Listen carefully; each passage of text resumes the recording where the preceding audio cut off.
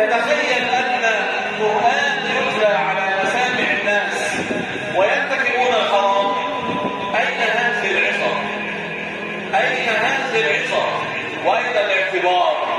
يقول الله سبحانه وتعالى: كل نفس ذائقة الموت، ستموت وتسأل عن كل شيء فعلته في حياتك الدنيا. نعم، ستسأل وتسأل وحدك.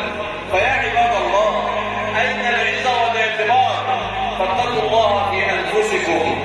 يقول أحدهم: يا من بدنياه شغل، يا من بدنياه شغل وغره طول الأمل، الموت يأتي بغتة والقبر صندوق العمل. كل شيء هالك إلا وجهه، كل شيء سيهلك. أنت بعماراتك، بأطيانك، بأراضيك، بكل ما تملك سيهلك، ولا يبقى إلا وجه الله جل وعلا.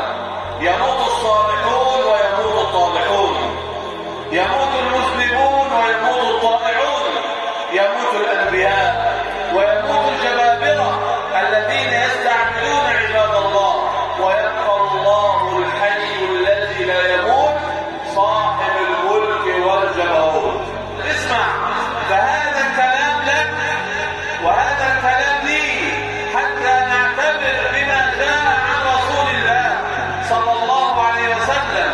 فقد جاء عن عبد الله بن عمر أن الرسول صلى الله عليه وسلم قال: يطوي الله سبحانه وتعالى يوم القيامة السماوات بيمينه، ثم يطوي الأراضين بشماله، ثم يقول: أنا الملك، أين الجبارون؟ أين المتكبرون؟